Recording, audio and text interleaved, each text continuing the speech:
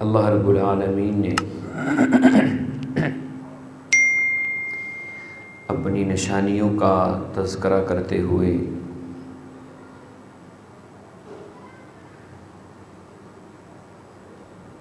ایک نشانی کا یوں بھی ذکر کیا ہے، فرمایا ہم نے تمہارے لیے جوڑے بنائے تمہارے ہی نفسوں سے، لِتَسْكُنُوا إِلَيْهَا، کہ تم ان کے ساتھ سکون حاصل کرو، وَجَعَلَ بَيْنَكُمْ مَوَدَّةً وَرَحْمَةً، فرمایا کہ ہم نے تمہارے درمیان محبت، الفت، پیار کو ڈال دیا ہے۔ یعنی یہ خاندانی جو نظام ہے، خاندانی نظام کے دو بنیادی حصے میاں اور بیوی ہیں، ان کے اندر سکون اور اطمینان کا ہونا، ذہنی ہم آہنگی ہونا انتہائی ضروری ہے۔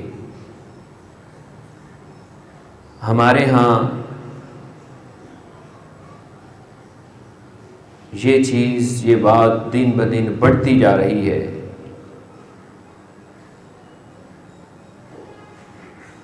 کہ آئے روز شاید ہی کوئی دن ایسا گزرے کہ جس دن کے اندر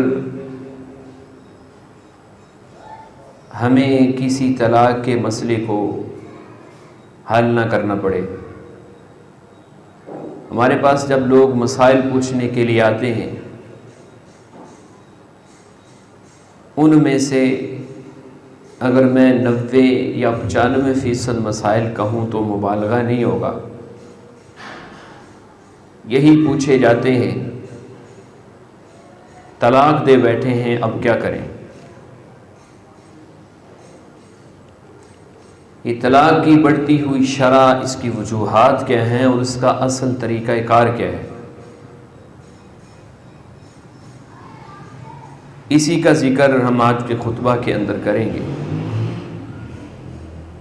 اس سے پہلے اس بات کو ذہن نشین کرنا انتہائی ضروری ہے، میاں بیوی کا رشتہ انتہائی مقدس رشتہ ہے، یہ کوئی کھیل تماشا نہیں ہے۔ ہمارے ہاں اس کو کھیل تماشا بنا دیا گیا ہے۔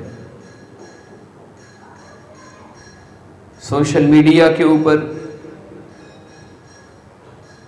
میاں بیوی کے درمیان چپکلش کو لطیفوں کی شکل میں پیش کرنا، بیوی کو انتہائی حقیر بنا کے پیش کرنا اور خامد کو بہت اونچا کر کے پیش کرنا، اس نے معاشرے کو بگاڑ کے رکھ دیا ہے۔ رسول مکرم صلی اللہ علیہ وسلم نے جو تربیت کی ہے، آپ نے اس انداز کے ساتھ تربیت کی ہے، فرمایا نکاح کی مثل محبت کہیں نہیں دیکھی گئی۔ پھر قرآن مجید کے اندر حکم ہوا ہے وَلَهُنَّ مِثْلُ الَّذِي عَلَيْهِنَّ بِالْمَعْرُوفِ وَلِلرِّجَالِ عَلَيْهِنَّ دَرَجَةٌ۔ کہیں اللہ کے پیغمبر علیہ السلام نے یوں فرمایا ہے أَلَا إِنَّ لَكُمْ عَلَى نِسَائِكُمْ حَقًّا وَلِنِسَائِكُمْ عَلَيْكُمْ حَقًّا، فرمایا مردوں کے بھی حقوق ہیں، عورتوں کے بھی حقوق ہیں۔ معاملہ تب بگڑتا ہے جب ان حقوق کو سمجھا نہیں جاتا، ان حقوق کا خیال نہیں رکھا جاتا، ان حقوق کی پامالی ہوتی ہے، کسی ایک طرف سے معاملہ شدت اختیار کر جاتا ہے اور پھر اس کا نتیجہ طلاق تک جا پہنچتا ہے۔ میں اختصار کے ساتھ ان چند بیماریوں کا ذکر کروں گا کہ جو بیماریاں ہمارے ہر دوسرے تیسرے گھر کے اندر ہیں۔ اللہ رب العزت نے قرآن مجید کے اندر سورہ حجرات کے اندر ایک بہت بڑی بیماری کا ذکر کیا ہے جو ایک گھرانے کو بالخصوص اور ایک معاشرے کو بالعموم بہت بڑے فتنے کی لپیٹ میں لے جاتی ہے۔ فرمایا یا ایھا الذین آمنوا اجتنبوا کثیرا من الظن ان بعض الظن اثم ولا تجسسوا، بلا وجہ کسی کے بارے میں برا گمان کر لینا، جاسوسی کرنا، شکوک و شبہات کا اس کو اپنے دل و دماغ کے اندر پال لینا۔ میں نے شاید پہلے بھی ایک واقعہ سنایا ہو آپ کو فیصل آباد کا، کہ بیوی جو ہے اپنے گھر کے اندر اکیلی ہے، ایک شخص کا فون آتا ہے، اس کے دل و دماغ کے اندر ایک خناس بھرا ہوا ہے۔ جب اس کو پتا چلا کہ آگے سے گفتگو کرنے والی عورت ہے، شیطان نے اپنا داؤ چلایا، بار بار کالیں کرتا ہے۔ کچھ دیر کے بعد اس کا خاوند گھر کے اندر آیا، دونوں میاں بیوی بیٹھ کر کھانا کھا رہے ہیں۔ پھر فون کی گھنٹی بجتی ہے، کال آتی ہے، وہ بیوی نہیں اٹھاتی۔ خاوند اس سے زبردستی فون لے کر کال کو سنتا ہے۔ پوچھا تم کون ہو؟ خاوند نے پوچھا۔ آگے سے ظالم آدمی نے یہ جواب دیا کہ مجھ سے پوچھنے سے پہلے جو تمہارے پاس بیٹھی ہوئی ہے اس سے پوچھو کہ میں کون۔ اس نے آؤ دیکھا نہ تاؤ دیکھا، پاس ایک شیشے کا جگ پڑا تھا، کھانا کھا رہے ہیں، اس نے اٹھایا، بیوی کے سر کے اندر مارا، زخم گہرا لگا، ہاسپٹل کے اندر پہنچے، بیماری نے شدت اختیار کی، زخم گہرا تھا، بیوی اللہ کو پیاری ہو گئی۔ جب معاملے کی تحقیق کی گئی، پھر پتا چلا خاوند کو کہ میں نے کتنا بڑا گناہ اپنے سر پہ لے لیے۔ وجہ کیا تھی؟ وجہ شک ہے، شکوک و شبہات ہیں، اعتبار کا نہ ہونا، برے گمان کو دل و دماغ کے اندر پال لینا۔ اس سے رسول اللہ صلی اللہ علیہ وسلم نے اللہ رب العزت کے قرآن نے منع کی۔ حل کیا ہے؟ یا ایھا الذین آمنوا ان جاءکم فاسق بنبأ فتبینوا، حل اللہ تعالیٰ کے قرآن نے اسی صورت کے اندر بتایا، ان جاءکم فاسق بنبأ فتبینوا، تمہارے پاس کوئی فاسق بندہ خبر لے کر آتا ہے، جھوٹ تمہارے تک پہنچاتا ہے، تمہارے لیے لازمی اور ضروری ہے، ایمان والوں کو حکم دیا جا رہا ہے۔ کیا حکم ہے؟ کہ تمہارے پاس کوئی معاملہ پہنچتا ہے تو اس کی تحقیق کرو، کہ کہیں لا علمی کے اندر تم کسی قوم کو نقصان نہ پہنچا دو۔ اور کیسے نقصان پہنچتا ہے اس کی مثال میں نے آپ کے سامنے رکھی۔ یہ اللہ تعالیٰ کا حکم ہے، رسول اللہ صلی اللہ علیہ وسلم کا فرمان ہے، آدمی کے جھوٹا ہونے کے لیے یہی کافی ہے کہ ہر سنی سنائی بات کے اوپر عمل کرنا شروع کر دیں، بات کی تحقیق نہ کرنا۔ یہ قرآن مجید کا حکم کیا ہے کہ بات تمہاری تک پہنچتی ہے تو اس کی تحقیق کرو، اصل معاملہ کیا ہے، بات کی تہ تک پہنچو۔ دوسری برائی، دوسرا جرم جو ہے جس نے ہمارے معاشرے کو برباد کیا ہوا ہے، ایک قرآن مجید کی ایک آیت ہر شادی شدہ مرد نے، ہر خامد نے دل و دماغ کے اندر بٹھائی ہوئی ہے کہ الرجال قوامون علی النساء، مرد تو حاکم ہے، اور حاکم کا کام کیا ہوتا ہے؟ حاکم کا کام ظلم و ستم کرنا تو نہیں ہوتا، حاکم ظالم نہیں ہوتا، حاکم جابر نہیں ہوتا۔ حاکم کا کیا کام ہوتا ہے؟ حاکم کا کام یہ ہوتا ہے کہ وہ معاشرے کو چلانے والا ہے، وہ سسٹم کو چلانے والا ہے۔ وہ انصاف کے ساتھ چلنے والا ہے۔ رسول اللہ صلی اللہ علیہ وسلم نے بہترین شخص کی تعریف کی ہے، فرمایا خیارکم خیارکم لنسائہم، ہم میں سے بہتر وہ ہوگا کہ جب غصہ آئے تو وہ تیس نیس کر کے رکھ دے۔ اللہ کے پیغمبر فرماتے ہیں یہ بہتر نہیں ہے۔ بہتر کون ہے؟ بہتر وہ ہے جو تم میں سے اپنے گھر والوں کے لیے، عورتوں کے لیے بہتر ہے، گھر والی عورتوں کے لیے بہتر ہے۔ یہ جو مزاج ہے نا کہ میں جیڑی گل میں کر دیتی ہے نا بس یہی حرف آخر ہے، تینوں حق ہی نہیں اگو بولن دا، یہ بگاڑ پیدا کرتی ہے۔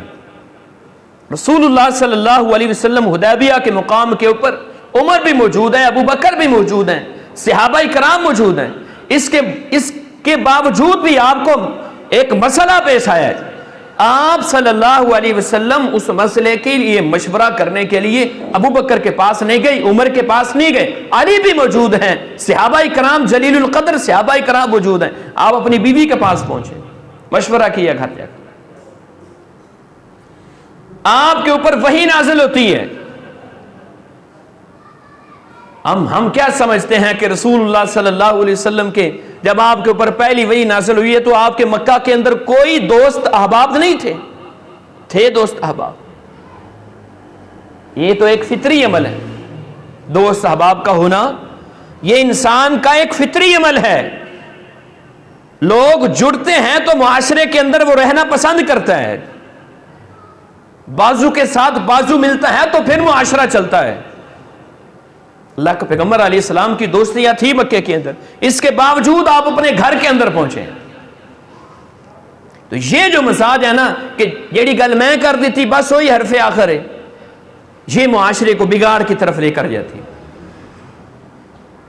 تیسری بات، منفی سوچ، بے جا تنقید، یہ معاشرے کو بگاڑ کے رکھ دیتی ہے، اور خصوصاً گھروں کے گھر برباد ہو گئے کہ خامد ہے تو وہ اپنی بیوی کی صرف منفی جو اس کے کام ہے اسی کو اپنے سامنے رکھتا ہے،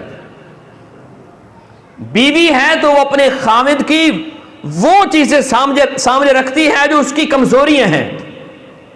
اللہ تعالیٰ کے قرآن نے کہا کہ فَإِن كَرِهْتُمُوهُنَّ فَعَسَىٰ أَن تَكْرَهُوا شَيْئًا وَيَجْعَلَ اللَّهُ فِيهِ خَيْرًا كَثِيرًا۔ اللہ تعالیٰ کہتا ہے کہ ہو سکتا ہے جس کو تم ناپسند کرتے ہو، وَيَجْعَلَ اللَّهُ فِيهِ خَيْرًا كَثِيرًا، اللہ تعالیٰ نے اس کے لیے تمہارے لیے بہت سے فوائد رکھے۔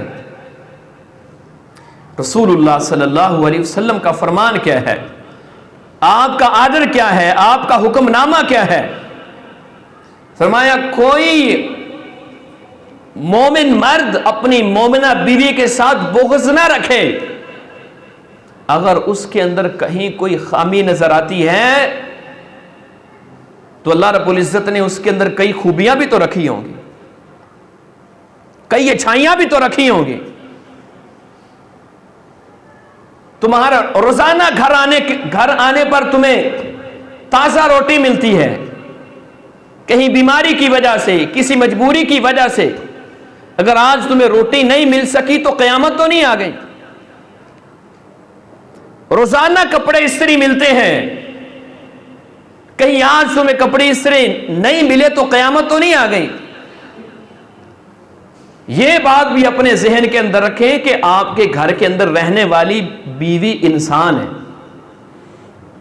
خامد ذہن کے اندر رکھے کہ میرا جو بیوی ذہن کے اندر رکھے کہ میرا جو خامد ہے، سر کا تاج ہے، وہ بھی انسان ہے، وہ کوئی پلاسٹک کا نہیں ہے۔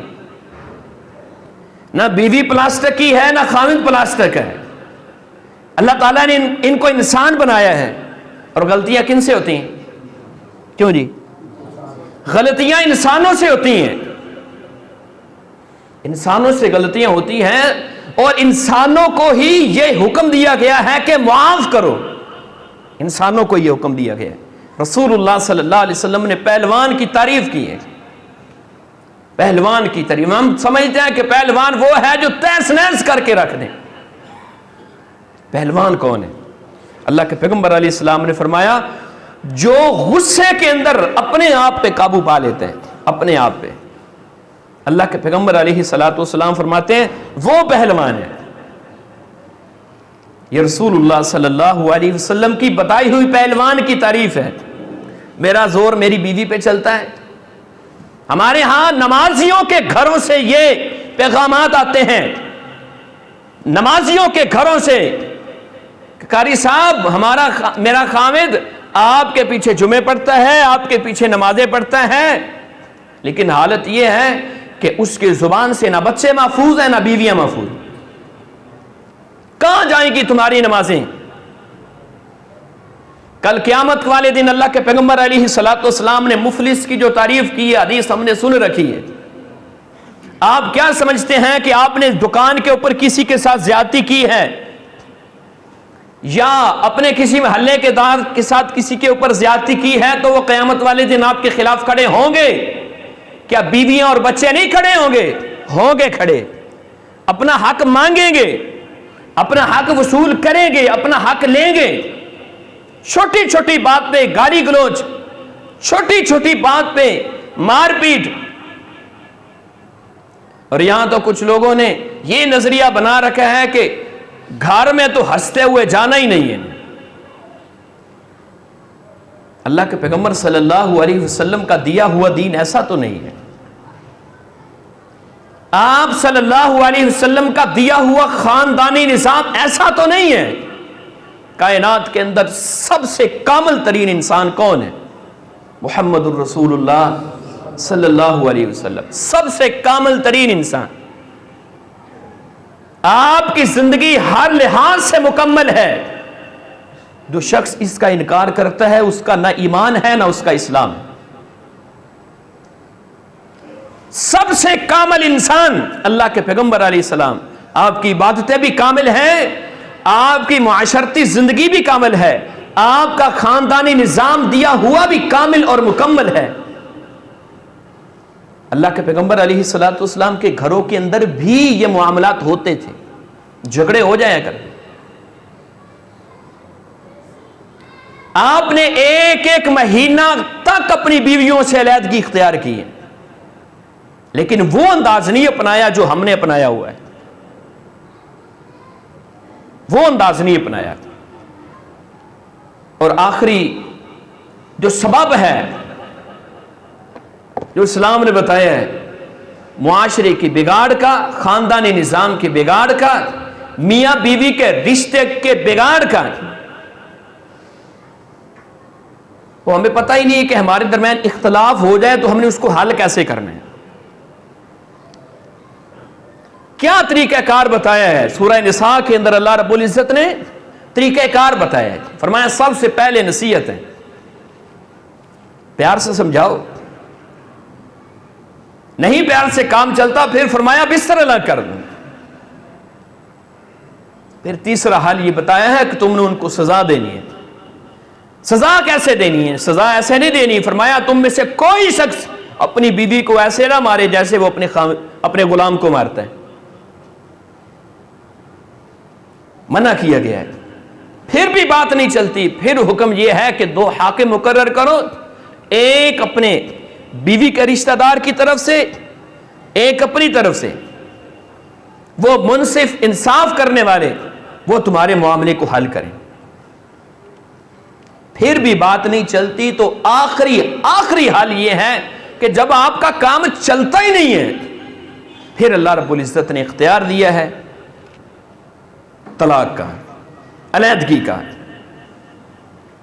جب ایک سسٹم نہیں چل رہا تو پھر اللہ رب العزت نے یہ حق دیا ہے، خاوند کو طلاق کا حق دیا ہے، بیوی کو خلا کا حق دیا ہے کہ وہ نہیں چلنا چاہتی، بیوی نہیں چلنا چاہتی، خاوند زبردستی چلا رہا ہے تو وہ عدالت کے ذریعے سے وہ اپنے نکاح کو ختم کر سکتی ہے. اسی طرح خاوند کو حق دیا گیا ہے طلاق کا.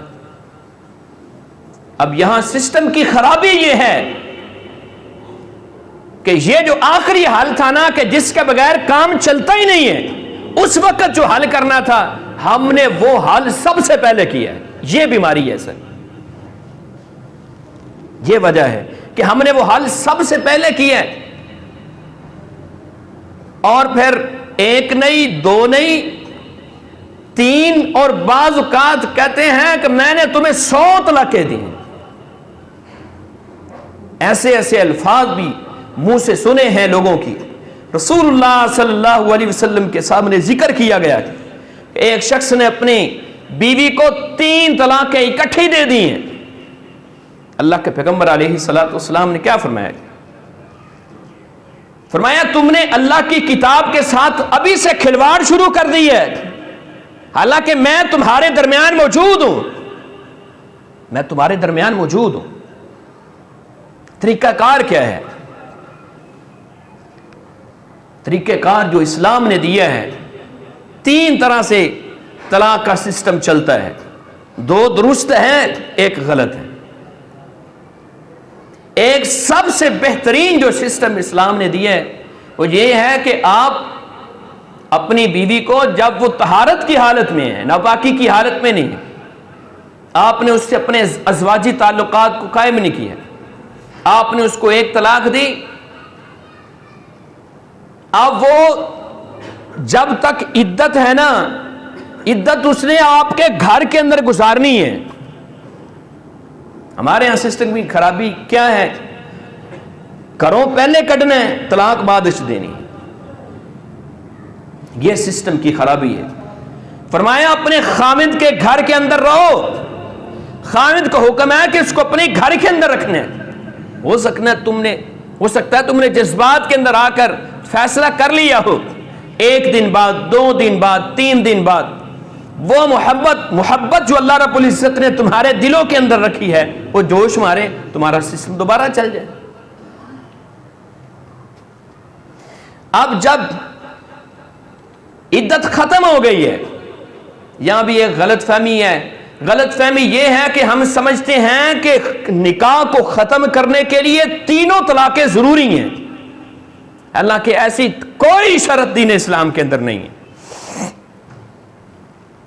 کوئی شرط ایسی دین اسلام کے اندر نہیں ہے، بلکہ بعض علماء کا تو یہ موقف ہے کہ 2 اور 3 طلاق اس وقت تک ہوتی نہیں ہے جب تک رجوع نہ ہو۔ بعض علماء کا یہ بھی موقف، اس کو طلاق کا بہترین طریقہ کار کہا گیا ہے۔ خامد کے گھر کے اندر عورت اپنی عدت کو گزارے۔ دوسرا طریقہ کار کیا ہے کہ خامد اپنی بیوی کو اسی طرح طلاق دے جیسے اس نے پہلے دی تھی، طہارت کی حالت کے اندر، پھر 2 مہینے، پھر 3 مہینے، اس طرح 3 مہینے کے بعد وہ بیوی اپنے خامد سے آزاد ہے، دوبارہ واپس نہیں آ سکتی۔ جو پہلی صورت تھی اس کے اندر عدت گزرنے کے بعد عورت اپنے پچھلے خامد کی طرف بھی آ سکتی ہے، اگلے خامد کی آگے نیا نکاح بھی کر سکتی ہے، جبکہ دوسری شکل کے اندر وہ عدت گزر جانے کے بعد واپس اپنے خامد کے ساتھ نکاح نہیں کر سکتی۔ ہاں ایک صورت اسلام نے دی ہے، وہ بھی آگے چل کے ذکر کریں گے۔ تیسری شکل جو ہے وہ ہے کہ تینوں ہی اکٹھی دے دینا ہے۔ ہم اس مسئلے کے اوپر گفتگو کرنا چاہتے ہیں۔ پہلی حدیث میں نے آپ کے سامنے رکھ دی ہے، اللہ کا پیغمبر علیہ الصلوۃ والسلام نے اس کو کھیل تماشا کہا ہے کہ تینوں طلاقیں اکٹھی دے دیں۔ دوسری حدیث پیش کی جاتی ہے حضرت عمر رضی اللہ تعالیٰ عنہ کے حوالے سے کہ حضرت عبداللہ بن عباس رضی اللہ تعالیٰ عنہ کی روایت ہے صحیح مسلم کے اندر، نبی صلی اللہ علیہ وسلم کے زمانے کے اندر، حضرت ابوبکر کے زمانے کے اندر اور حضرت عمر کے ابتدائی 2 سال کے زمانے کے اندر 3 طلاقیں ایک ہی شمار ہوتی تھی۔ 3 طلاقیں ایک ہی شمار ہوتی تھی۔ اب یہاں لوگ بجائے اپنی غلطی ماننے کے اوپر سے ہو جاتے ہیں، کہتے ہیں جی تم تو حضرت عمر کے منکر ہو۔ اچھا جی، ہم حضرت عمر کے منکر ہیں اس لیے کہ انہوں نے اس سسٹم کو نافذ کیا تھا، یہ کیوں نافذ کیا تھا یہ بعد میں بات کریں گے. تو آپ نے تو حضرت نبی صلی اللہ علیہ وسلم کے حکم نامے کو بھی پیچھے کر دیا، آپ کو کیا کہیں گے؟ حضرت ابو بکر کے حکم نامے کو، حضرت عمر کے زمانے کا جو سسٹم تھا اس کو بھی آپ نے پیچھے کر دیا، آپ کو کیا کہیں گے؟ حضرت عمر رضی اللہ تعالیٰ عنہ نے جو یہ نظام نافذ کیا تھا، اس وقت اسی حدیث کے اندر الفاظ ہیں کہ لوگوں نے جلدی کرنا شروع کر دی تھی. وہی سسٹم جو ہمارے زمانے کے اندر اب چل نکلا ہے کہ چھوٹی چھوٹی بات پہ تینوں طلاقیں اکٹھی. حضرت عمر نے کہا خبردار جس نے اب دینا تینوں ہو جائیں گے. اور فتح الباری کے اندر حافظ ابن حجر رحمہ اللہ نے ایک روایت نقل کی ہے حضرت عمر کے حوالے سے کہ جو شخص حضرت عمر کے زمانے کے اندر تینوں طلاقیں اکٹھی دیتا تھا، حضرت عمر اس کو کوڑوں کی سزا دیتے تھے، کوڑوں کی سزا دیتے تھے. تو اس لیے رسول اللہ صلی اللہ علیہ وسلم کا دیا ہوا جو طریقہ کار ہے وہ پہلے دو طریقہ کار ہیں. اب آگے معاملہ کہ اب اس کا حل کیا ہے؟ ایک بندہ تینوں طلاقیں اکٹھی دے دیتا ہے تو اس کا حل کیا ہے؟ اس کا حل یہ پیش کیا جاتا ہے جو اللہ کے رسول علیہ الصلوۃ والسلام نے لعنتی لوگوں کا کام کہا ہے. آیت کا پیش کی جاتی ہے، قرآن مجید کی آیت پیش کی جاتی ہے کہ تینوں طلاقیں ہو گئیں، اب اس نے آگے نکاح کیا بغیر کسی شرط کے، کوئی کسی قسم کی شرط نہ ہو، بغیر کسی شرط کے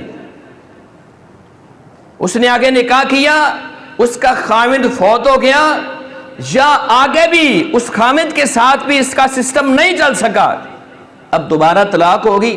اب یہ دوبارہ اپنے پہلے خاوند کی طرف آ سکتی ہے، اس کے ساتھ دوبارہ نکاح ہو سکتا ہے. حلالے کا سسٹم اتنا خطرناک ہے، حلالے کا سسٹم کہ ایک مدت طے کر کے ایک شرط رکھ کے نکاح کیا جاتا ہے، اور کوئی بھی غیرت مند آدمی اس سسٹم کو ماننے کے لیے تیار نہیں ہے. آپ کی بھی اتنی عمر ہو گئی ہوگی، میری بھی 34-35 سال عمر ہو چکی ہے، میں نے آج تک کسی مولوی کو حلالہ نکلواتے ہوئے اپنی بیوی کا، اپنی بیٹی کا یا اپنی کسی ہمشیرہ کا ہم نے کہیں نہیں دیکھا ہے. آپ نے دیکھا ہے تو ہمیں بتا دیں. کہیں نہیں دیکھا ہے، مولوی صاحب نہیں کریں گے. بلکہ ہمارے ایک دوست تھے، ہمارے ساتھ بی ایڈ کرتے تھے، تو بات چل نکلی، مجھے انہوں نے اپنا واقعہ سنایا. کہتے میں ٹیچر ہوں، ہمارے اسکول کے جو ہیڈ ماسٹر ہیں ان کے سامنے بیٹھے ہوئے تھے، یہ مسئلہ چل نکلا. میں نے ان سے ایک سوال کیا، ایک سوال کیا تھا؟ میں نے کہا بس مجھے اتنا جواب دے دیں، آپ کی بیٹی کے ساتھ یہ مسئلہ ہو، آپ کی بہن کے ساتھ یہ مسئلہ ہو تو بتائیں آپ کیا کریں گے؟ کیا آپ یہ حل نکالیں گے؟ اس شخص کا آگے سے جواب یہ تھا کہ یہ کیسی تم میرے ساتھ بکواس کر رہے ہو؟ اس نے کہا تمہارے ساتھ ہو تو بکواس، کسی اور کے ساتھ ہو تو اس کی کوئی عزت نہیں ہے. کوئی غیرت مند آدمی اس بات کو گوارا نہیں کرتا. رسول اللہ صلی اللہ علیہ وسلم نے ایک دن صحابہ کرام کو فرمایا تھا میں تمہیں کرائے کے سانڈ کے بارے میں نہ بتاؤں؟ اللہ کے پیغمبر بتائیں. آپ نے فرمایا حلالہ کرنے والا، فرمایا اس کو کرائے کا سانڈ اللہ کے رسول علیہ الصلوۃ والسلام نے کہا ہے. پھر فرمایا لعنت ہو کرنے والے کے اوپر بھی، کروانے والے کے اوپر بھی. اور حضرت عمر رضی اللہ تعالیٰ عنہ کا فرمان ہے، فرمایا اگر کسی شخص کو میرے پاس لایا جائے کہ اس نے حلالے والے کسی شخص کو، فرمایا میں اس کو وہی سزا دوں گا جو شادی شدہ زانی کی سزا ہے، کیونکہ یہ کام کرنے والا زانی ہے، زنا کرنے والا. اس لیے میرے بھائیوں ہم آپ کو دعوت فکر دیتے ہیں. ہمارے پاس دوسرے مسالک کے لوگ بھی آتے ہیں، ہم ان سے پوچھتے ہیں کہ آپ ان کے پاس کیوں نہیں جاتے، اپنے علماء کے پاس کیوں نہیں جاتے؟ کہتے ہیں جی دل نہیں مانتا. کیوں دل مانے گا؟ معاملہ ہی ٹھیک نہیں ہے.